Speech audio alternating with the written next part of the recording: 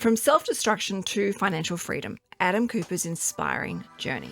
Welcome to Sugar Mama's Fireplate, the podcast where we spark your financial independence, fuel your early retirement dreams, and empower you to build long-term, sustainable wealth.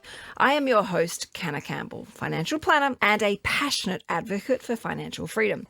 Whether you're starting out on your journey or refining your financial strategy, this is the podcast where I will inspire you, educate you, and guide you towards a life of choice, security, and abundance.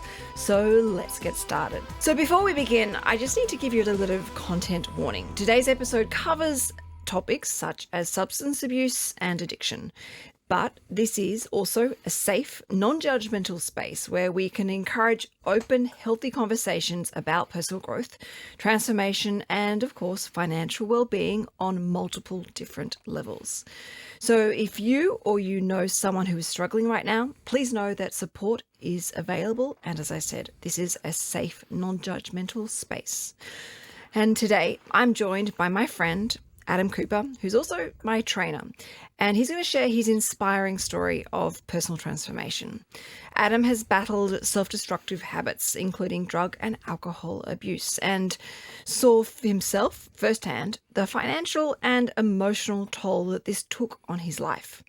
Now, since going sober, he has experienced a richer, more fulfilling life, both financially and personally, in particularly spiritually.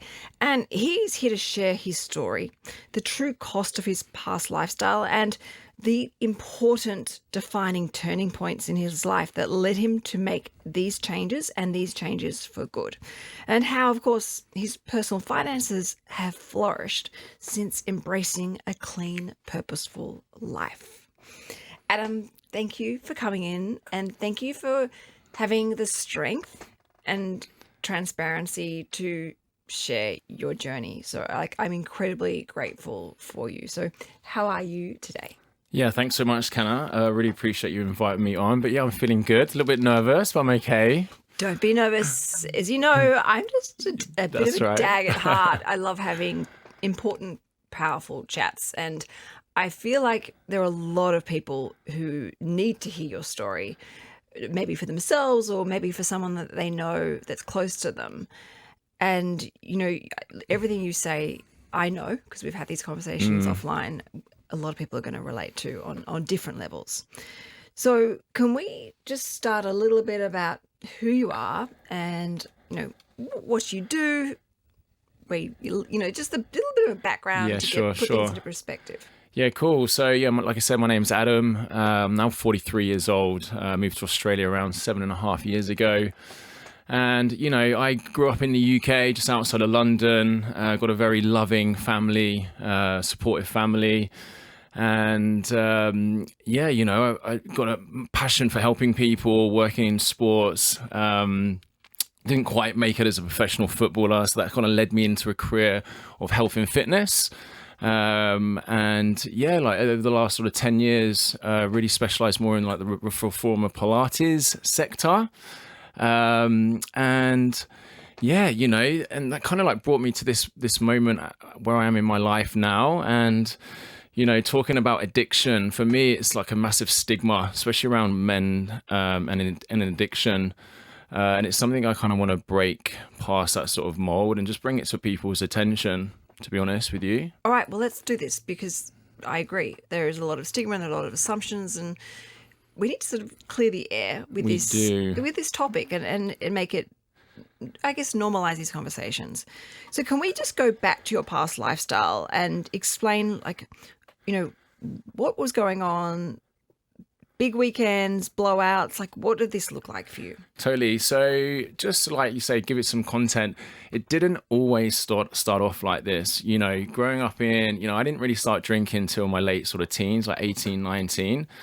But the signs were always there. I actually got blackout drunk my very first time I drank with a friend, and I thought that was perfectly normal, and I thought it was so much fun, whereas my friend didn't, but I couldn't wait to do it again. So there was definitely a sign there. But, growing up as a teenager in your early 20s, in and around London, it's almost kind of expected. It's like that's the norm. You work your 9 to 5 at the weekend, you go to the pub, you go to the clubs, you get drunk. And, that was kind of like rinse, repeat pretty much throughout my whole sort of 20s. And I've had the best times. Don't get me wrong. Like, anyone would be lying if they said a drink or two wouldn't enhance a good night out. And, it started off with a little bit of weed here and there, and, going into your 20s and obviously living so close to a place like Ibiza, massive party scene, right?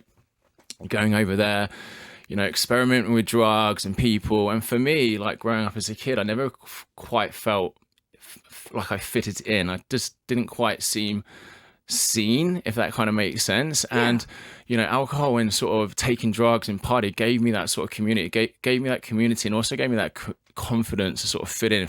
Gave me kind of purpose.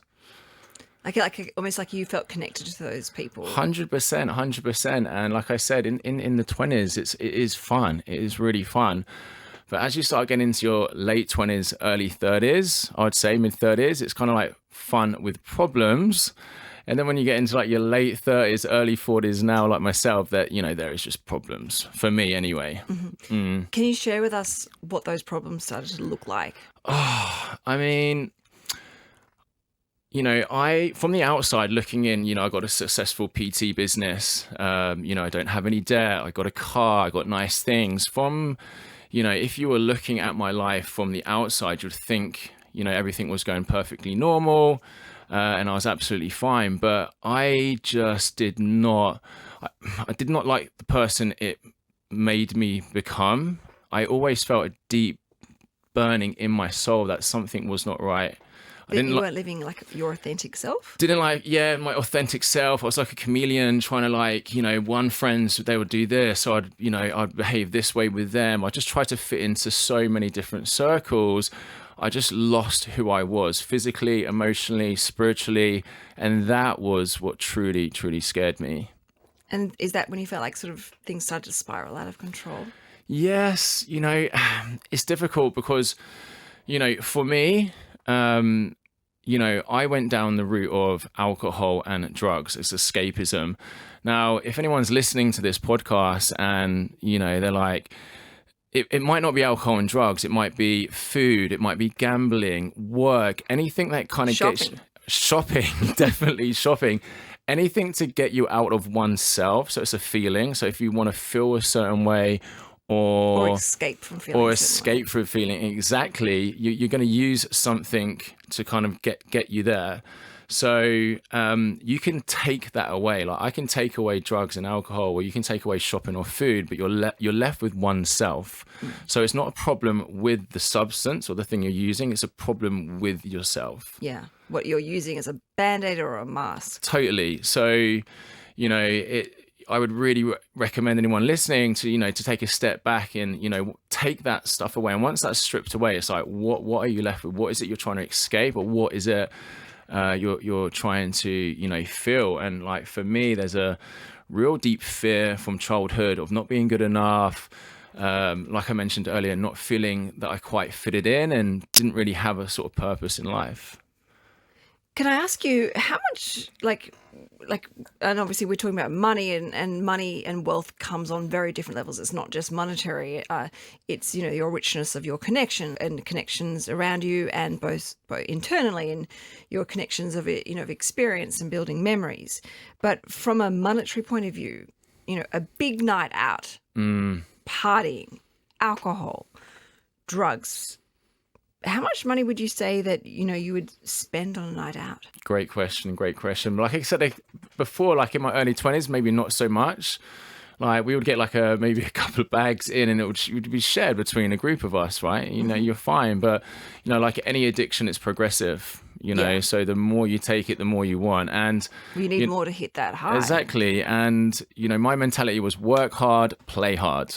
So I was earning the money. So in my mind, I justified being able to get more. Okay. And again, it's that rinse or repeat. But yeah, I mean, it's crazy because I moved to Australia. It's one of the most expensive places in the world to buy cocaine. It's crazy. And it's one of the most used countries. There's so many users out there. Like I said, it's almost expected. You go out on a Friday, Saturday night, it's literally everywhere, in my opinion, from what I see. So, you know, you could be spending a couple of $100 up to, I mean, I think the most I've spent, I cringe thinking about it now, but, you know, up to two grand, easy. In one night. In a weekend, in a weekend. It's dollar cost average. 2 Thursday, nights. Friday, Saturday, Sunday. Yeah, you know, if you're going out Friday, there's been a couple of occasions, you know, going out Friday and, you know, it's ended up on a Sunday, and it's not good. So for me, you know, just having that sense of guilt, shame, I can't believe I've done that again. You know, and then by the time the weekend comes around, you're doing it again. And for me, that was insanity. And that, I guess, that's the thing that it becomes a habit. It's your go-to of how you spend money. So think about the big weekend or the big night out. What were the ongoing financial repercussions, you know, such as sick days, you know, missed work, medical bills, Uber Eats? Yeah, another great question. You know, for me, because I'm self-employed, there definitely was a knock-on effect from that. You know, like the next day, just, you know, being that hungover, can't be bothered to cook, can't be, you know, so the Uber Eats in the morning, like literally for like breakfast, lunch and dinner. So that's like an extra, you know, $100 there. And, you know, if I did go hard, that would spill into like Monday morning. So it might be rearranging clients, getting some classes covered. So it's really hard for me to put a number on it, but there definitely was a knock-on effect because I kind of had that flexibility where I could sort of move clients or find cover. But I did try not to do that. Even throughout my usage, I was always trying to keep it professional. But definitely towards the end, it was definitely becoming more harder to manage for sure. What was your turning point? Like, when did you realize, okay, enough's enough? And I imagine did it creep up on you, or did you just wake up one day and go, okay, I've got a problem, or this isn't how I want to live my life? Like, can you talk us through that? Like I said, like all throughout my life, I always felt that this was not my true authentic self. But I just found myself doing it anyway. And maybe I'd say for the last sort of 3 to 4 years, I've had times of abstinence. So maybe a couple of months here, you know, I thought I could stop and, you know, I'd celebrate that abstinence by going on a bender. It was crazy, right? You'd almost like go, look, I don't have a problem because I managed to stop for 3 months or 4 months. You know, I can let my hair down now. Totally. And I see it a lot of times. I see it all the time. And that was me. That was a classic version of me. I'd stop and, you know, I'd congratulate myself by going on this bender. And I just got to the point where I was sick and tired of feeling sick and tired. You know, I was using and drinking on emotion. So again, that's a massive red flag for anyone out there listening. You know, if you're happy, sad, angry, frustrated, if you're using a substance or, you know, food, like we spoke about before, to sort of like numb that feeling, that's a massive red flag to look out for. So using on emotion. And anything I use for an excuse. Sometimes I'd actually pick a fight with a friend or use an example just to sort of to create the situation to give yourself permission. Yeah, exactly. It was literally insanity. And I got to a point where, you know, I was drinking or, you know, smoking a joint, again, like really busy, and I'd reward myself by smoking a joint at the end of the night, thinking it's okay. And it definitely was not okay. And I got to a point, I think there was like a 3-month period where I pretty much drunk or used every single day for 3 months. And I was not quite at my rock bottom, but I saw my rock bottom approaching, and I just did not know who I was anymore. And it was then I made a decision to stop. So I stopped on the Monday, and I was a week into white knuckling it. So white knuckling is a phrase used when you just stop, you know, whatever you're doing. Like I said, you know, drunk, food, whatever. But you're not actually addressing the reasons to why you're doing that. Okay, so you're just like hardballing it, so to speak. So it's almost like a surface level detox without the deep, meaningful work that we all need. Yeah. Absolutely. And then a good friend of mine who I hadn't spoken to for about 1.5 years randomly sends me a podcast. I'm on the couch.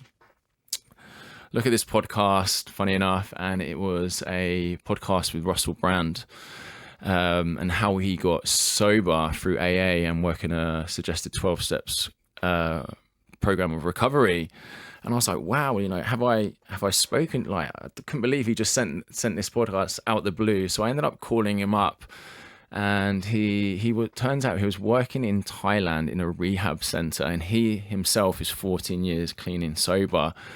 And he just felt like he needed to send it to me out of the blue. So it was, I don't know if we call it like a God job or a higher power, the universe come into play, but I owe that guy pretty much my life. And, I broke down in tears with him. It was really emotional. And it was the first time I kind of really ever admitted to myself that I probably had a problem. Yeah. And, was there a huge relief in doing that? Yeah, it's such a relief. It brings back quite a lot of emotions now, actually, just thinking about it. And the next day, I went onto Google and got myself into my first ever meeting. And as soon as I walked into those doors, it felt like the chains had literally just come off. And I just felt this huge sense of relief. Yeah. Permission to be you. When you decided, to quit and to book that, first AA meeting, like, how did you get help and support to knowing what you wanted to do for yourself in an affordable way? Because I feel like some people think they can't afford to do this. They can't. And they use it obviously as an excuse, but like they use it as a block. Yeah, no, definitely. So again, it brings it back to like what works for you. This is a program that's worked for me. I mean, there is so many 12-step programs of recovery out there. I know people to get sober through rehabs, through different sorts of clinics, counseling, that kind of stuff. So I would urge anyone out there who this, if this is sort of, what's the word I'm looking for? If this is resonating with anyone, do your research. There's so much out there, but for me, this is what worked for me, and it's actually a free program. That's so good to know. It's amazing. It's a worldwide program, and it's self-contributing through their own contributions, which denies any support from outside organizations, and it's not affiliated with anything. So, I can't. So it's completely independent. It's completely independent through the fellows who kind of go into the program, which is just amazing. It's just amazing. So. But like I said, I can't stress, this is what works for me. It may not work for the user, the listener out there. And there is so much good out there. So, it does, the first step is to communicate. Yeah. Okay, speak to someone, speak to someone you trust. It's okay not to be okay. And there are so many people out there who have heard it all, seen it all before. They're not judging. They just want to help you. Honestly, the love and support I've received, not just through the program, but from work colleagues, my clients. I was really scared to tell anyone. And all I received was, love and support, which I'm so, so grateful for. But it can be scary. It can be so scary to reach out, and it's a sign of strength. It's a sign of strength. Recovery is a sign of strength. It takes real courage for someone to stand up and say, "Hey, look, this is not working for me. I need help. How can I?" Because before my friend, I didn't really know anything about recovery. I didn't know anything about detox programs, counseling. I just thought this was the norm.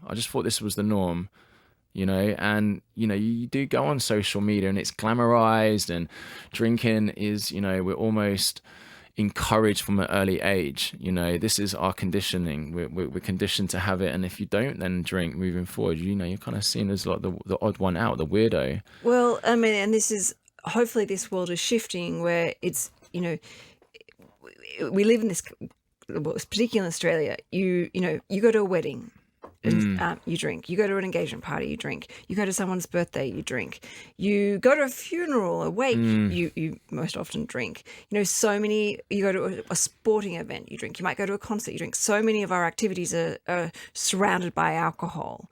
And, you know, people sort of assume because you don't drink, it's because you've got a problem. But there are more and more people out there going, you know, sober curious people, including myself, who are going, actually, I don't need this, or being more selective as to when they choose to maybe have a couple of drinks. Like, you know, hopefully we're changing. It's you know, people don't judge each other for not drinking, but, you know, we are all able to make our own decisions, and we should all respect each other's and each other's journey.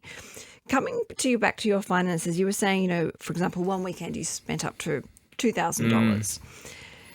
And, you know, there's a lot of indirect costs as well. You know, things like getting a taxi, Ubers, you know, the restaurants and the bars, as well as obviously the drugs and alcohol and the sleeping in and the Uber Eats the next day.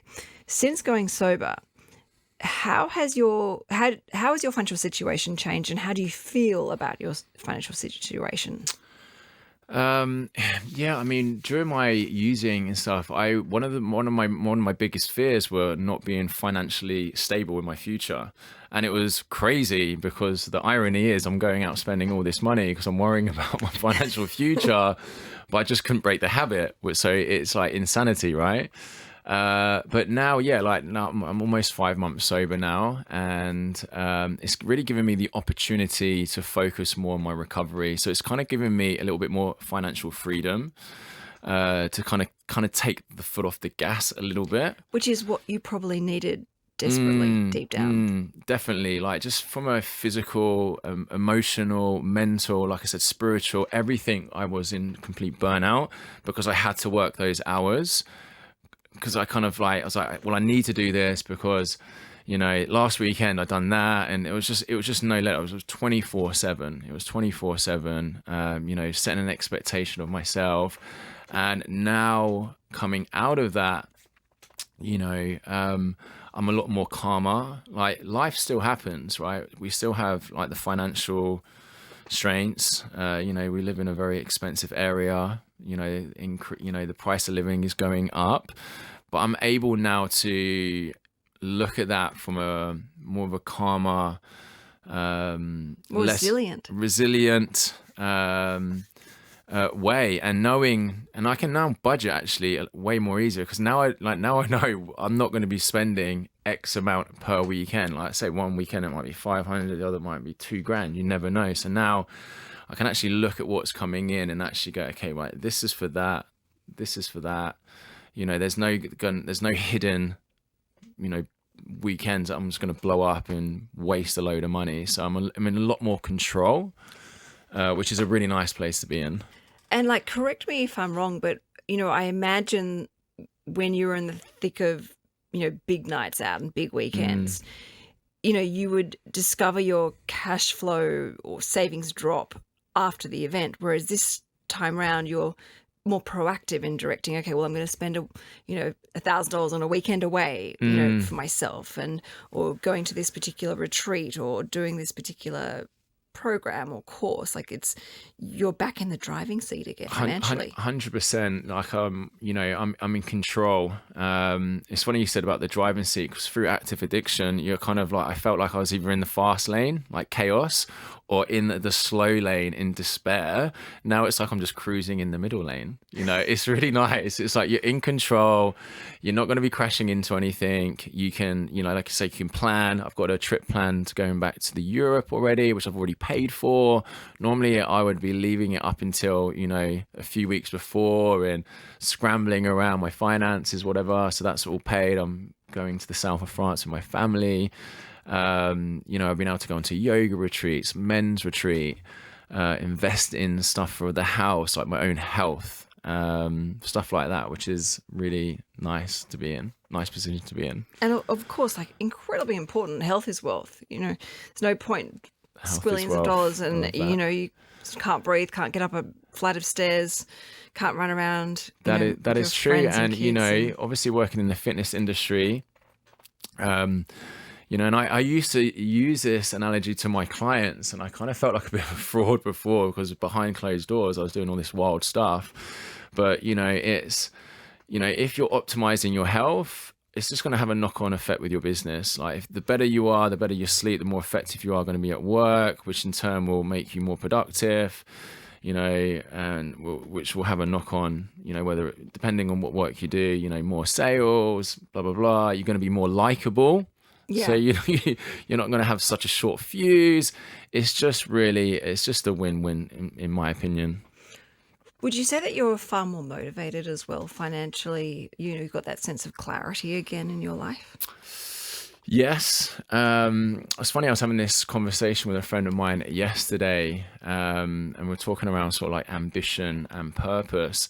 And as I've started to heal and become a little bit more peaceful, I was like, I think maybe my ambition is slightly, I don't think I have as much ambition, but when I actually had to look at the dictionary meaning of ambition, it's really, ambition is to succeed in oneself. So it's for personal gain. Whereas purpose is believing in a bigger picture and providing an opportunity that's for other people and not just for oneself. Does that make sense? So I still have goals and I want to succeed, but for me, it's about, a bigger picture, not just about myself, because when you are in addiction and stuff, it is all about yourself. You do not care about anyone else. You're just caring about getting the drink or getting that bit of food or whatever it is.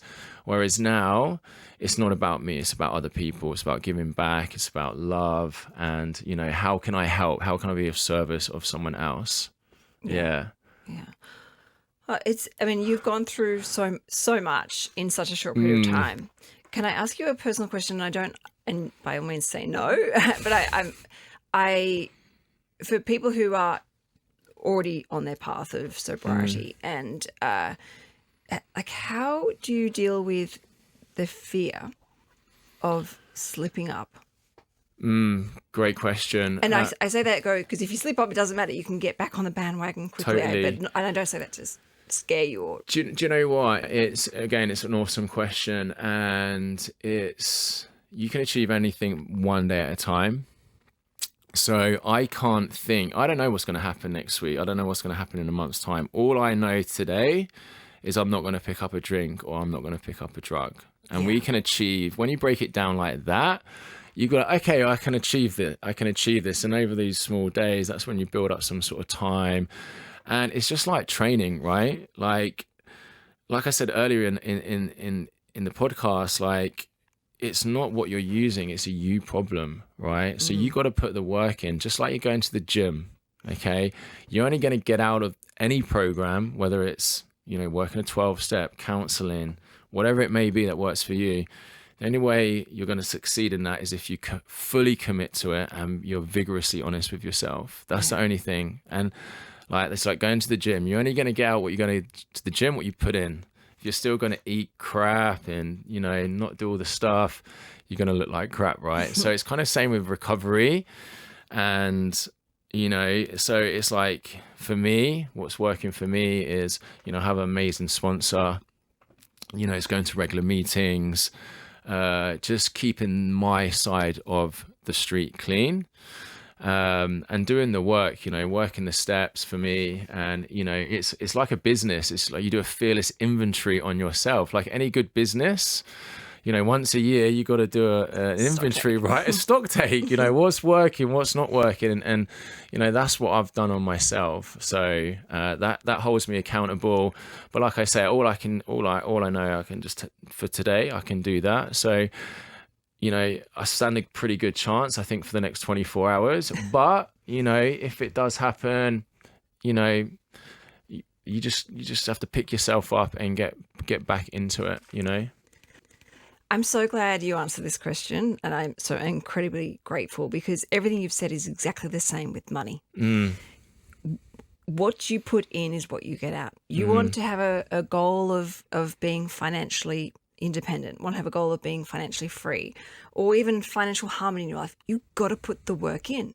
You've got to learn to manage money. You've just like you've got to learn to manage your vices, your addictions, your triggers. You've got to learn to be patient. You've got to learn to be kind to yourself.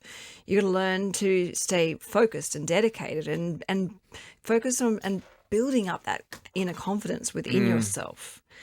And, yes, you just like money, you may make a bad investment. You may go and have a blowout and buy a whole pile of like clothes or handbags or makeup or whatever your thing is. But you can only deal with what you're doing with right now. If you have that, it's okay. You can get back on the bandwagon again and you know exactly what to do to get back on the bandwagon and help make up for lost time or make up for lost money. And so what you were saying is exactly the same as money. It's the same dedicated commitment and breaking it down into just take it day by day. And the journey of getting out of debt is a slow and painful one and comes with, lots of uncomfortable conversations within yourself about what triggered you to spend money or why something happened or what are you learning, how you're growing. So these things, the conversation of sobriety and addiction and money are very much aligned. And, that's why I think it's so important to have these conversations, to see that we are all in the same boat together. We're all trying to do our best, but to really respect and show that unconditional love and support for each other so that we can all go on our paths, on our journeys, heading in a happier, healthier, richer direction, both financially, but more so like energetically, spiritually, and mentally. Yeah. Look, Adam, thank you so much for sharing your story, your powerful story, your raw, honest story. And it is incredible to see how your own self-discipline, resilience, and clear vision has transformed your own personal life, both financially and spiritually. And, over a really short period of time and the new level of quality that you are living every single day. And your journey for all the listeners is a reminder of that, financial decisions that we make, big or small, impact our future, just like your daily decisions to stay sober and to focus on, your mission, your vision for life. And, for the listeners right now, if anything we've spoken about this morning has resonated with you, or if you know someone who is struggling, please know that there is so much help available. And as Adam has shared, it's free. It's not going to cost you anything. And seeking support is a sign of strength, not weakness. There are professionals and resources who can give you the guidance towards a healthier, more secure future. And you will reap all the wonderful benefits with this with no regrets. So, Adam, thank you so much. For anyone that wants to get some help or possibly reach out to you, where is the best place for them to find you? Yeah, thanks, Kenna. So probably the best way to reach out to me is on my Instagram. My Instagram handle is Adam Cooper Fitness. Or they can reach out to you, and I'm sure you can point them into the right direction. Yes. Well, of course, we will go and link everything in the podcast notes for the listeners. But yeah, on that note, I am more than willing to, reach out and speak to anyone. And it is all about the community, helping out each other. And there is a solution. There is a solution. The solution and so much support. So much. Safe support too. Yes. All right, well, look, that is it for today's episode of Sugar Mama's Fireplay. I really hope you're feeling inspired, as always, empowered, and ready to take action on your financial journey towards independence, and ready to take your own journey to financial independence. If you've enjoyed this episode, please can you do me a huge favor and share it with someone who could benefit from listening to Adam's story. And of course, don't forget to make sure you are following this show so that you never miss a beat. In the meantime, keep learning, keep growing, and most importantly, keep that financial fire burning bright. Until next Monday. Ciao for now.